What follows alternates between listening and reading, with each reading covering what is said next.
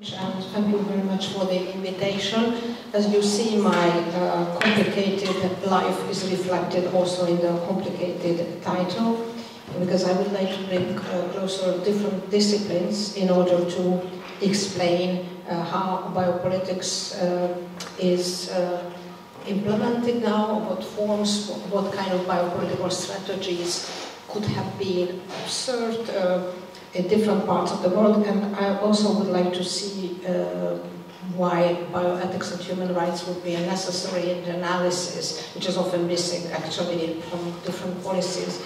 I would like to start with the statement that I think we might agree as a starting point that perhaps one of the most private aspects of human life is sexuality and reproduction. But when we look at the different policies, demographic policies, population policies, different types of family law policies, biopolitical strategies, this is the area which is constantly targeted by various normative instruments. And I would like to mention some biopolitical strategies, and also would like to claim that I think that now we are living in a time when various biopolitical strategies coexist in the same time. So I will use some historical examples, but I would like to claim that we have in the same time also legacy of eugenic thinking, pronatalism, perfections, enhancement. I don't mention all the biopolitical strategies also because it would be a much longer presentation. So I will start with a brief introduction to biopolitics, and also would like to looking at different examples, some historical, some contemporary norms, and also lead to, I think, the biggest challenge, especially in Central and Eastern Europe now, which is labeled as so-called demographic panic, often associated with the moral panic. There are not enough people, especially young people, pension payers. That's also very likely instead of the pro-life rhetoric is replaced by the future pension payers, and we should do something. And there is also a demographic and moral panic in the same time. And if you look at the different figures of demographic figures, actually Central and Eastern Europe had indeed of a kind of declining population. What are the biopolitical strategies? And as a human rights lawyer, what is my reflection to these biopolitical strategies? I would like to start with a law, which is often, when we contrast with the biopolitical strategies, people who are not lawyers, they often smile at these provisions. They say that people freely have a right to choose spouse and enter in marriage only with their free and voluntary consent. I think and also they have a right to decide freely the number and spacing of their children. So if you look at from human rights perspectives, we have this right. Let's not go into details that how much it's implemented when we're looking at the biological realities. But when you're looking at, and I think, of course, when I mention biopolitics, Foucault is inevitable. The term has been coined, especially, he actually defined it in many different ways, but his lecture in the Collège de France, he referred that the body is a biopolitical reality, medicine is a biopolitical strategy, and he's trying to look at different historical processes, so it's very important. He's looking at historical processes and also different political strategies which are trying to reflect on life as such.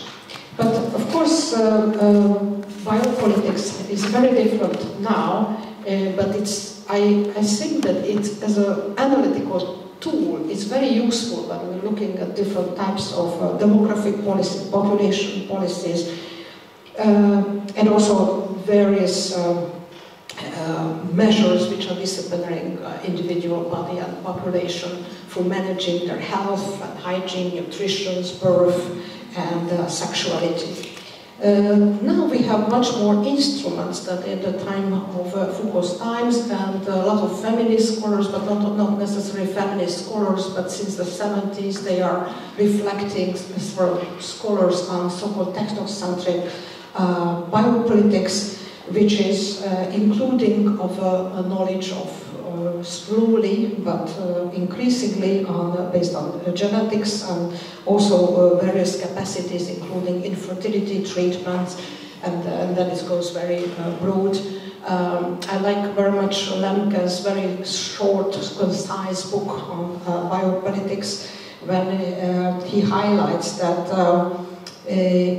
biopolitics has the ability to make visible always contingent, always precarious differences between politics and life, and a cultural nature between the realm of intangible and unquestioned on one hand, and the sphere of moral and legal act on the other hand.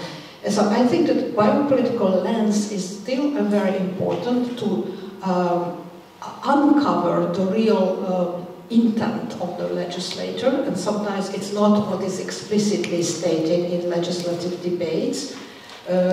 I think there are also significant cultural differences. When I first time gave a lecture on reproductive rhetorics in Sweden, I remember that all the questions were related, which is taken for granted in the Hungarian demographic debate and reproductive debates, that the two issues are related. So we have to introduce reproductive policies because there is a demographic concerns behind. While in other countries they consider this is a part of reproductive or procreative liberties, so they take a human rights approach. And of course there is also a strong rupture in political thinking, historical rupture, because of the biopolitical mechanisms have been intensified and took a form of a biopower and biopolitics. And also, of course, there is another line of thinking, I will refer to that, but there is a kind of special policy towards the minority. Here is also the Roma issues and the legacy of eugenic thinking. And there is another problematic biopolitical strategy, which is often misinterpreted, because there are, of course, some elements of incentives and providing pre-implantation testing, for instance. On the other hand, there are coercive practices. So then I would suggest against the human rights elements to that. I think that Nicholas Rose and several other completely different lines of thinking of feminist scholars are interpreting biopolitics, and now we should interpret biopolitics also in a molecular level. So from moral to molecular, we are able to influence the life, and biopolitical strategies also interpreted increasingly as we have more access to the human body. Donaric also mentions the feminization of the human body in relations to huge biobanks.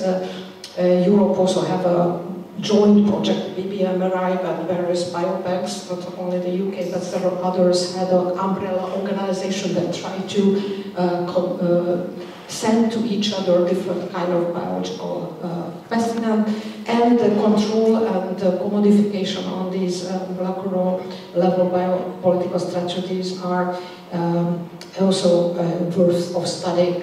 Just one example, for instance, when in Hungary, the nationalization of IVF centers took place. Basically, it's physically, they got access to the embryos in liquid nitrogen during the night with escorting with the police. They were transferring the embryos from the private clinics to public clinics. So then, now when we're speaking of biopolitics, it's not just the issues which we raised in Foucault's time.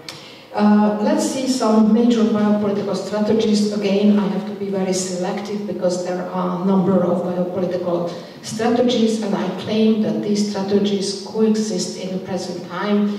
One of the most well-known is the eugenic policies, which is basically not just etymologically but also historically referring to try to increase the quality of the offspring of basically to have more healthy children. And it has also very dark historical past because it has provided access and authorization of a lot of sterilization laws, and not just negative, positive and negative measures of eugenic strategies. One of the most well-known cases, which was technically never been overruled actually, and Justice Holmes' very famous Supreme Court just mentioned that 3 degenerations are enough, and compare that sterilization would be just as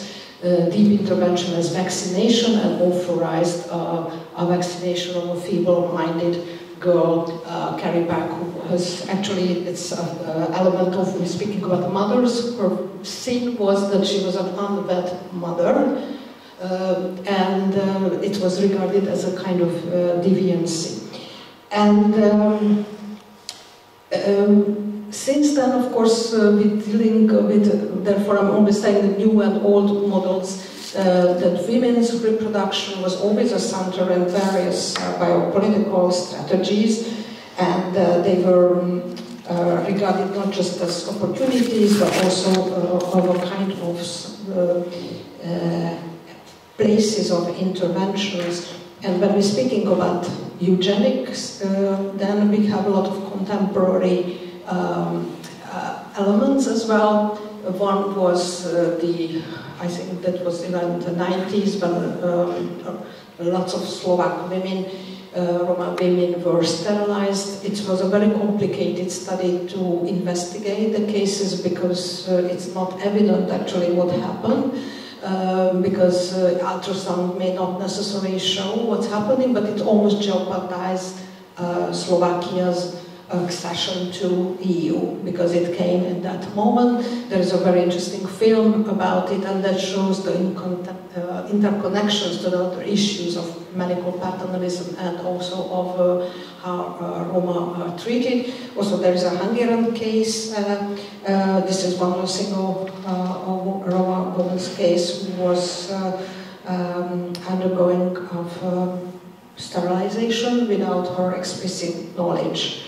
And now we get to more closer to the contemporary policies, which is another biopolitical strategy, is called perfection or enhancement in different ways. Since the Human Genome Project, there are a lot of fantasies, a lot of kind of desire to change or to alter the offspring. Now there's a company which is very recent, which is offering of a kind of high IQ for future children, but there are also of various kind of tests or implantation tests. Again, very interesting to which group of society they are advocating these interventions, and often the minority is treated differently. Also, alternative forms of reproduction results in various types of biopolitics. I mentioned, and I put a tick sign, only the ones which are already existing, and lots of them are in the pipeline, or they are just of a kind of practice which is not authorized or considered illegal in some countries, but that is enormous need for some of these interventions. What is interesting that in the same country, and it's not just European countries, but also, for instance, India, there is also of a eugenic policy together with perfectionism using of alternative reproductive services. So even in the same country coexist various types of biopolitical strategies. Let's go to another biopolitical strategies, again, similarly than eugenic policies. It's targeting women, and perhaps it's everyone knows the Ceausescu's era pronatalism, but I think in many ways we can also say that the contemporary Hungarian policies are also pronatalist. Pronatalism, similar to eugenic policies, can have negative and positive measures. So there are positive, like giving incentives and helping for our families. or preemptive measures even before the birth of the child. It's more coercive. And then there are issues like in Ceausescu, Romania was a very clearly implementing of anti-abortion laws, even exercising strong intervention. Usually after war times, pronatalism is a major biopolitical strategy, but it's focusing mainly of replacement of the lost population. We know that in the current wars they also collecting the sperm from the soldiers, and then I also wanted to looking at the quality rather than the health of the offspring, like in eugenic strategies. And pronatalist policies has so many different dimensions, and one of the most recent law which I heard that Putin would like to have a law that if someone is advocating of the childless life as worth living, then it should be sanctioned, or it should not be mentioned in the media. There are also some policy incentives when they want to increase the population with special child allowances, tax exemptions. The other side is when they are asking to pay special taxes for the childless. But this is also coexist with eugenic policies, also in Europe, in the big demographic anxiety, that there are measures which are looking for the minority and majority differently, and especially pre-birth or pre-conception practices, allowances are intervention into the kind of family, respect for family life. And I think it was a very, we already spoke in the previous presentation on pro-life, pro-choice rhetoric, which is, I agree that it's going under transformation now, and it has different emphases, and the Roe v. Wade case was often mentioned as a pro-life, pro-choice case, although if someone reads the text as it is, it's more about what the state can regulate during the first, second, and the third trimester. So the close reading of the text is actually slightly different than what is the kind of perception of the case, but it played a very important role, and this is of another new tendency, not only Dobbs, which I will speak a little bit later, but also Roe v. Wade had a world influence. So it's the first time that reproduction is started to have a global influence. But pro-life and pro-natalism, which is not the same, I just wanted to mention, we often think about these are just about reproductive rights, and there are a couple of cases in front of the European Court of Human Rights which are mainly Polish cases, which shows that overall health impact on women once the abortion is strictly forbidden. Here, TCH lost her eyesight, or significantly deteriorated, because she didn't get a referral. She didn't get a referral to the ophthalmologist, and there are a couple of cases which related to genetics or other conditions. I also heard several cases of cardiology. So it's not just about, in a strict sense, on reproduction. And then I would like to speak very briefly on the demographic and moral panic, which is, I think, it's a contemporary period, and it involves a lot of biopolitical strategies, including pro-natalist strategies, but also various kinds of technocentric policies, enhancing of IVF services, trying to, for instance, in Hungary there is a plan not to wait between of two unsuccessful attempts to IVF in order to accelerate reproduction, although there are some health concerns why there should be a gap between of various cycles in the IVF treatment. And in Central and Eastern European countries, it's interestingly this moral and demographic panic is often contrasted with migration, and telling that we should have and often what I was very much surprised, always women are targeted only unilaterally, that they should do something about to have more children, although of course it's still in most cases this is natural conception and not artificial conception, and it's often looking as migration as a threat and using technologies and pro-natalist policies as a kind of remedy instead of also looking at how many people are leaving the country. For instance, these figures are rarely contrasted.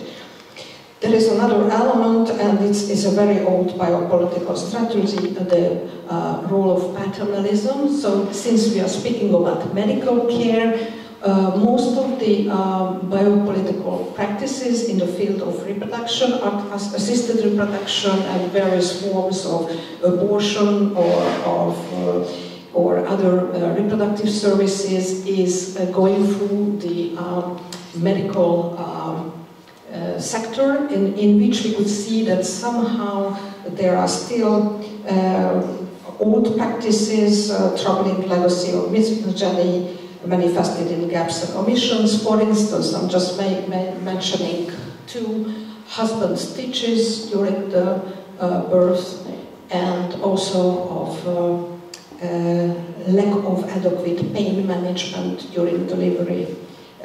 In the same time mentioning that let's have more children, let's have a pro-natalist attitude towards demography, but in the same time, if you're looking at what medicine offers to these solutions, then it's highly paternalistic and often using older methods. Who monopolizes the birth? Then in the region there is also lots of cases related to the home birth, and also the rules related to home birth. One of the most well-known cases, a Tarnowski case. And I just mentioned some brief episode how the issues of reproduction has accelerated in several steps of the demonstrations in Poland against the restricting abortions, the referendum in Ireland in 2018, and Dobbs versus Jackson case, which has an overall impact in the whole world, overruling the Roe v. Wade. And Hungary, is, the law since 1992 is more or less the same on the protection of the fetal life. Nevertheless, there is an appendix of a decree in which a new condition has been introduced in the law, which is forcing women to listen the fetus heart beating, which is often means that the pregnancy has to be more advanced than it's in the time that they would actually detect heart beating. And it's also global tendencies can be characterized. What happened in France in this year, actually, the constitutional amendment on Women's Day, when Macron signed an amendment that allows of the, it's actually not, I don't want to go to the details, the difference between droit and liberté, but it is about of enshrining in the constitution so that it can be more difficult to change the law, the right to abortion. Which sees that reproduction biopolitics is the center of the attention of politics. The politics of life itself has become an object of governance. But without entering into the bioethical and human rights implication, you could see that it can end to discriminatory norms, not only towards women, but to certain minorities. And bioethics as a discipline is, I'm mentioning here some definition because I noticed that maybe it's not so well known. It's a field of study and professional practice dealing with the ethical issues related to healthcare. And it has a lot to say about how these services and biopolitical strategies should be implemented. For instance, consent. This is one very basic thing which is often forgotten. So the treatments of pain management. If there is a treatment which is less invasive and it's already available, then it should be given priority. Also applicable principles related to reproductive justice, non-discrimination, benevolence, non-maleficence, principles of autonomy. That also helps to select, once it has to be selected, a biopolitical strategy which is less invasive and do not deteriorate human rights. So I would argue that the role of bioethics would be trying to differentiate between coercive strategies. Almost all of these biopolitical strategies have a coercive form, and there is a form which is providing a better outcome. And for instance, I didn't mention the very interesting issues of access to contraception by various groups of people. Also bioethics would give special incentives to take into consideration the consent and the rights of pregnant women or adolescent girls. Reproduction and sexuality are being governed by the combination of population, politics, medical practice and gender relations. Therefore, it's essential that researchers pay attention to the socially embedded character of sexual and reproductive issues, including the relation of biopower and inequality flowing from them. I think intersectionality, which is a field in which also I'm trying to work as a researcher, is helping that the gender and social identities affect individuals' power in these decisions will be also taken into account. And demography policies must go beyond the efforts to raise birth rates. This is many times just a very rough policy which is not analyzed in vis-a-vis of different social groups, and should be based on the assessment of human rights and bioethics. Thank you for your attention.